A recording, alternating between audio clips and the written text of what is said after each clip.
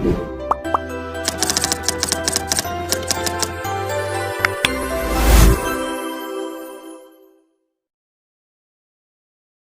दोस्तों, स्वागत है आपका हमारे यूट्यूब चैनल। दोस्तों, आज की इस वीडियो में मैं आप लोगों को बताऊंगा भारत के महान स्वतंत्रता सेनानी नेताजी सुभाष चंद्र बोस के जीवन के बारे में। दोस्तों, वीडियो में आगे बढ़ने से पहले मैं आपसे रिक्वेस्ट करना चाहूंगा कि अगर आपने अभी तक इस चैनल को सब्सक्राइब नहीं किया है तो दोस्तों नेताजी सुभाष चंद्र बोस के जीवन के बारे में ये वीडियो है। तो चलिए दोस्तों, इस वीडियो को स्टार्ट करते हैं। 1944 में नेताजी सुभाष चंद्र बोस अपने भाषण से लोगों को मंत्रमुग्ध कर दिया। इसके साथ ही उनके इस भाषण ने उस समय काफी सुर्खियां भी बटोरी थी। आपको बता दें कि नेताजी ने अपने इस प्रेरक भाषण में लोगों से कहा था कि तुम मुझे खून दो, मैं तुम्हें आजादी दूंगा। नेताजी सुभाष चंद्र बोस का भाषण का लोगों पर इतना प्रभाव पड़ा कि काफी तादाद में लोग ब्रिटिश शासकों के खिलाफ आजादी की लड़ाई में शामिल हो गए। सेना आजाद हिंद फौज के मुख्य कमांडर नेताजी के साथ ब्रिटिश राज से देश को मुक्त करने के लिए भारत की तरफ बढ़ी। रास्ते में अंडमान और निकोबार द्वीपों को स्वतंत्र किया गया। इसके बाद इन दो द्वीपों का स्वराज और शहीद का नाम दिया गया। इसके साथ ही सेना के लिए रंगून नया आधार शिविर बन गया। बर्मा मोर्चे पर अपनी पहली प्रतिबद्धता के साथ सेना ने अंग्रेजों के खिलाफ प्रतिस्पर्धी लड़ाई लड़ी और आखिरकार इम्फाल मणिपुर के मैदान पर भारतीय राष्ट्रीय ध्वज फहराने में कामयाब रहे। हालांकि राष्ट्रमंडल बलों के अचानक हमले में जापानी और जर्मन सेना को आश्चर्यचकित कर दिया। रंगून बेस शिविर के पीछे हटने से सुभाष चंद्र बोस का राजनीतिक हिंद फौज का प्रभावी राजनीतिक इकाई बनने का सपना चकनाचूर हो गया। आजाद हिंद फौज की हार से निराश नेताजी ने सहायता मांगने के लिए रूस यात्रा करने की योजना बनाई, लेकिन 18 अगस्त 1945 को सुभाष चंद्र बोस जी के विमान का ताइवान में क्रैश हो गया, जिसकी वजह से उनकी मृत्यु हो गई। फिलहाल नेताजी की लाश नहीं मिली थी, साथ ही उस दुर्घटना का कोई भी सबूत नहीं मिला था। इसलिए सुभाष चंद्र बोस की मौत आज भी विवाद का विषय है और भारतीय इतिहास में सबसे बड़ी संशय है। फॉरवर्ड ब्लॉक के सदस्यों की अवहेलना के बाद बोस ने 1937 में ऑस्ट्रिया के एक पशु चिकित्सक की बेटी एमिली सेंकल के साथ विवाह कर लिया।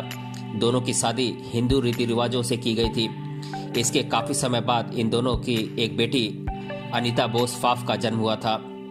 18 अगस्त 1945 को रूस जाते समय रास्ते में दुर्भाग्यपूर्ण उनका विमान दुर्घटनाग्रस्त हो गया, जिससे उनकी मौत हो गई।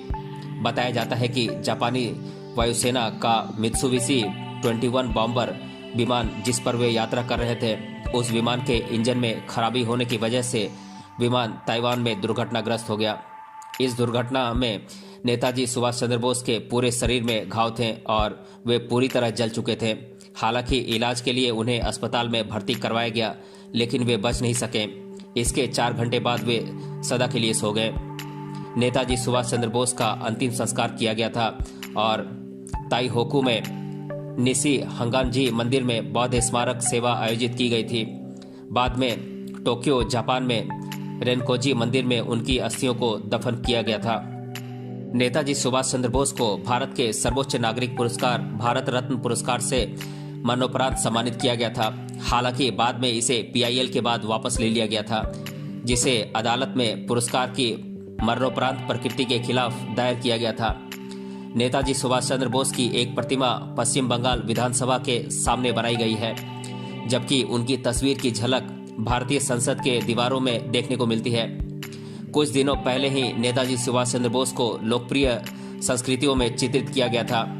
भारत के महान स्वतंत्रता सेनानी तथा आजाद हिंद सेना के कार्यवाहक के रूप में सुभाष चंद्र बोस खासे पहचाने जाते हैं। उनके स्वतंत्रता संग्राम में दिए हुए निडर और प्रेरणादायी योगदान की वजह से उनका जन्मदिन यानी कि 23 जनवरी पराक्रम दिवस के तौर पर देश भर में उत्साह के साथ मनाया जाता है। इस खास उपलक्ष्य पर नेताजी के कार्यों और स्वतंत्रता के लिए किए गए प्रयासों को मानवंदना अर्पित कर उनकी स्मृति में विभिन्न सांस्कृतिक कार्यक्रमों का आयोजन किया जाता है। इस मौके पर गणमान्य व्यक्तियों तथा समूचे देश भर के लोगों द्वारा नेताजी सुभाष चंद्र बोस जी को श्रद्धांजलि अर्पित की जाती है। तुम मुझे खून दो, मैं तुम्हें आज़ादी दूंगा। आज़ादी के लिए छेड़े गए स्वतंत्रता संघर्ष के दौरान इस भारतीय राष्ट्रवादी ने कहा था, जिसके बाद से लोग इनसे काफ़ी प्रेरित हुए और स्वतंत्रता संग्राम में बड़ी संख्या में शामिल हुए थे। नेताजी की अन्य प्रसिद्ध नारों में दिल्ली चलो और जय हिंद शामिल हैं। सुभाष चंद्र बोस अखिल भारतीय फॉरवर्ड ब्लॉक के भी संस्थापक थे। बात करें नेताजी सुभाष चंद्र बोस के विचारों की तो उन्होंने कहा था, तुम मुझे खून दो, मैं तुम्हें आज़ादी दूंगा। याद रखिए, सबसे बड़ा अपराध अन्याय को सहना और गलत व्यक्ति के साथ समझौता करना है।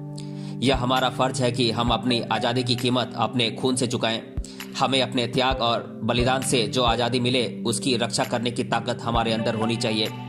मेरा अनुभव है कि हमेशा आशा की कोई न कोई किरण आती है जो हमें जीवन से दूर नहीं भटकने देती है। जो अपनी ताकत पर भरोसा करता है वो आगे बढ़ता है और उधार की ताकत वाले घायल हो जाते हैं।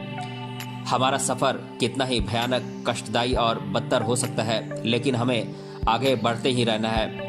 सफलता का दिन दूर हो सकता है, लेकिन उसका आना अनिवार्य है। नेताजी सुभाष चंद्र बोस एक ऐसे स्वतंत्रता सेनानी थे जिन्होंने भारतीय स्वतंत्रता संग्राम के तहत भारत को आज़ादी दिलवाने के लिए अपने प्राण को भी न्यौछावर कर दिए। उनमें वो तेज था जो लोगों को उनकी तरफ आकर्षित करता था।